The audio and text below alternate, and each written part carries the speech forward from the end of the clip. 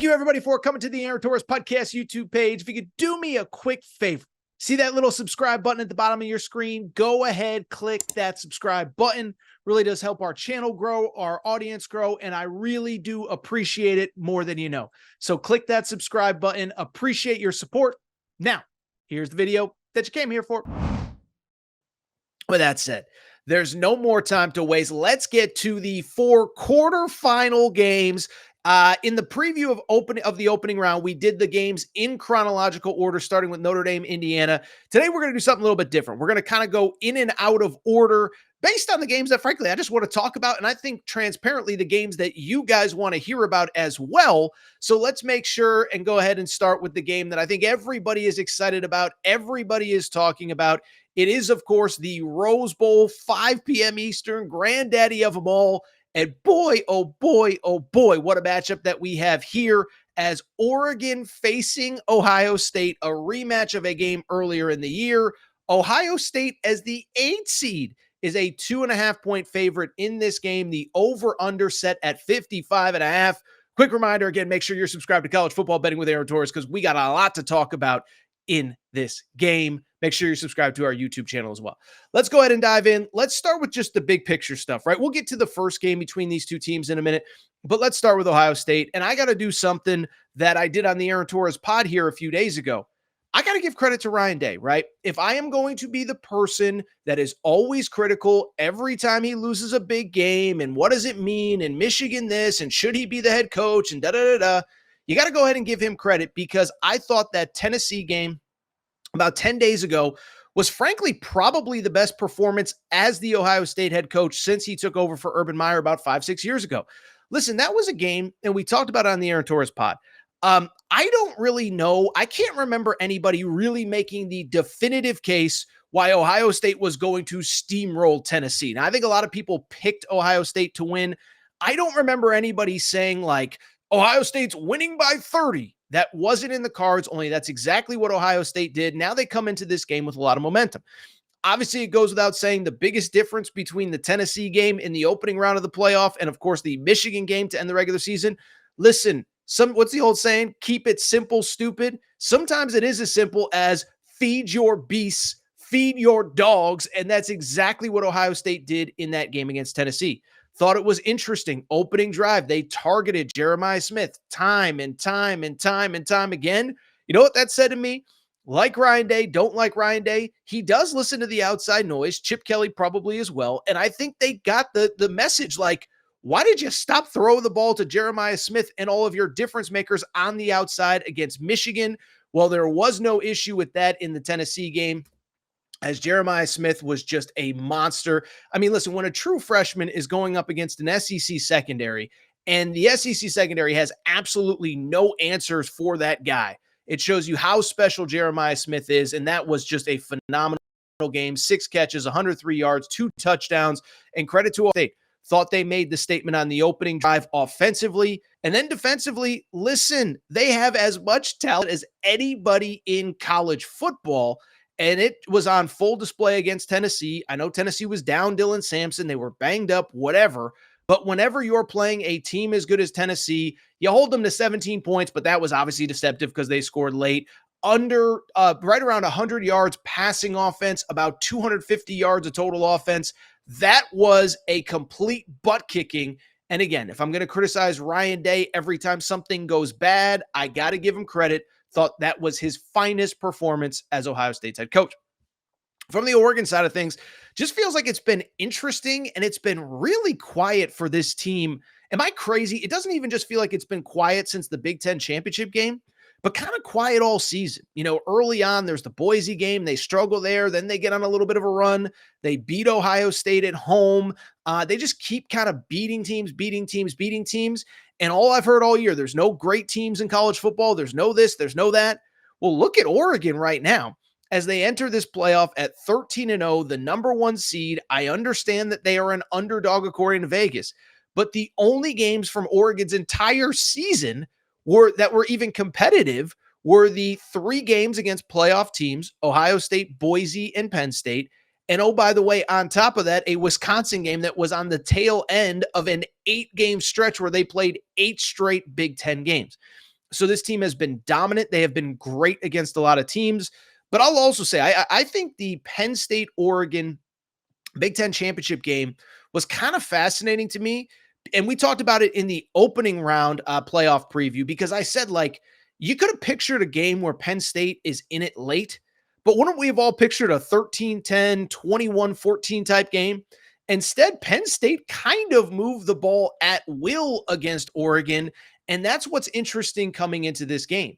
You go back to that game. Penn State 523 yards of total offense against against Oregon in the Big Ten championship game. Okay, that's a little bit concerning. What's even more concerning, 297 yards rushing, 8.7 yards per carry. And so, speaking of carries, is that a carryover? Is the defense maybe not quite as good as we thought? Or was it just an outlier one-off game? You travel across country. Penn State had more fans there. I think we're going to find out really quick. Now, very quickly, before I get to my pick and prediction, I think it is worth noting these two teams did play in the regular season, and it's been a game that has been analyzed and overanalyzed. I actually don't want to spend a ton of time on that solely because I think both teams were awesome in that game, and I think it's going to be the same at the Rose Bowl on Wednesday afternoon. You look at that game, both teams over 450 yards of total offense. Both teams were able to move the ball against other great defenses, which I think speaks to how much offensive talent is on both sides of the football. And it came down to a couple plays late. Oregon makes some plays. Obviously, the Ohio State game or the Ohio State side of thing ends with controversy. There's the Jeremiah Smith pass interference call. Ryan Day was mad about it after the game. I think Ohio State fans had the right to be upset. Listen, I thought it was a call that could have gone either way from the perspective of I think it could have been a non-call. I don't think it's the worst thing that has ever been called in the history of football. But listen, if the refs hold their flags, if they hold their whistle, then all of a sudden that is a situation where Ohio State is very much in field goal range and potentially kicks a field goal to win. Instead, they don't. Instead, Will Howard can't get down on the final play in time, and Oregon survives that game. So I don't think that there's like an amazing takeaway other than that both teams were awesome. I don't think it's like, oh, well, that means that Oregon's way better or Ohio State can. No, that's not what it is at all. But in terms of this game, let's break it down. Let's give you my official pick on this game. I'm going to take Oregon plus the points, and I'm going to take Oregon to win and obviously cover and advance in the college football playoff.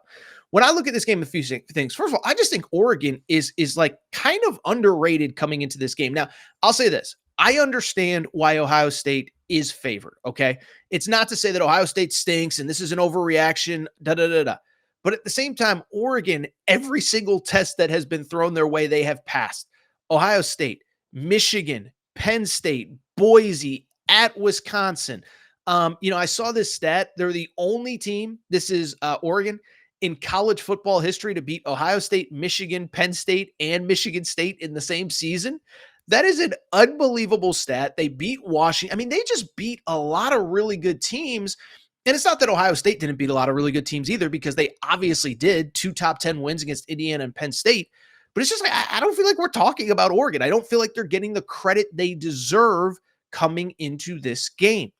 Beyond that, let me also say this, and this is where it's a little bit of a concern for me from the Ohio State perspective. I think Oregon's a much more complete team than the Tennessee team that they just faced about 10 days ago. Now, that's not to take away from the win for Ohio State. It's not to say that Ohio State stinks, they're overrated, whatever. What it is there to say is that when you actually look at this matchup, I think Oregon is a much more complete team on offense than the one that Ohio State just faced in Tennessee. With Tennessee all year long, they wanted to control the line of scrimmage with Dylan Sampson. They did for the most part. They had success running the ball. Dylan Sampson was the best running back in the SEC. That tells you everything you need to know. And so when he's not in, not only does it limit Tennessee, but also it puts a lot on Nico Imamaliava's shoulders. And I'm not blaming Nico for the loss. I'm not saying he's terrible, but I don't know with no running game if he is a guy that is built at this point in his career, redshirt freshman, 12, 13 career college starts, whatever. And this isn't a tear down Nico segment, but like, I don't know that he's built to go into the horseshoe, even if there's a lot of Tennessee fans and dominate that Ohio State defense with no run game. Well, Oregon is healthy. Oregon has a better run game. They will be healthy, Jordan James, etc. But also, Dylan Gabriel is not a first-year starter. Dylan Gabriel is a sixth-year starter in college football. I mean, this is a guy. I think Dylan Gabriel is one of the more fascinating stories in college football. I don't feel like people realize how great this guy is going down. And sometimes I think in real time, we don't realize what we're watching. Dylan Gabriel is one of the greatest college quarterbacks that has ever existed. Okay. And I know he's got the COVID year and all that, but he has started for 5 years, and all 5 years he's thrown for 25 plus touchdowns. This year, 74% completion percentage. And it's not like he's playing against nobodies. Again, Penn State's defense, Ohio State's defense, you go on and on down the list. So I think the Oregon offense is much more balanced. And then finally, I will say this. I know it's going to sound like I'm tearing down Ryan Day. I know I led the segment by saying, oh, you got to give Ryan Day credit. And I'm going to give Ryan Day credit. But there is something that I feel like I'm just very surprised, I guess is the best way to put it, that the conversation on Ohio State immediately went from they're terrible, fire Ryan Day, to, oh my God, they're the best team and they're going to win the national championship. I think there's a happy medium. And the one thing about Ryan Day that does stand out to me is that this is a guy that when his back's against the wall, he's actually had some very big wins. That would certainly qualify with the Tennessee game a few weeks ago. Nobody thought that Ohio State was going to win in the manner that they did. That's kind of who Ryan Day has been, right? He's had those moments when everyone's given up on him, where he's had some of his best coaching performances. College football playoff in 2020. That was the year that everybody said Ohio State shouldn't even be in. It was the COVID year. They only played a couple games. Clemson, remember Dabo Swinney was like public, like they shouldn't even be in the playoff. They didn't barely play any games. And then Justin Fields at Ohio State go in and smack them down pretty good. How about 2022? Obviously, you lose to Michigan at that time for a second straight year. You go into the college football playoff as an at-large, and you play Georgia to the end in a game that you could have won with a field goal, and you probably would have won if Marvin Harrison didn't get hurt and didn't get a concussion late in that game. And so Tennessee to me falls in that category. But the other thing with Ryan Day, and this is not, it's just a reality. His teams play very up and down. When nobody believes in them, they're great. But when people do start to believe in them, that's sometimes when they take the step back. Just think about this year. They go to Oregon. They lose on the final play of the game, and what does it mean? This and that. But you're giving them credit. You're saying, oh man, they were a play away. If there's no PI call, whatever. Then what happens the next week? They come back and they almost lose to Nebraska at home.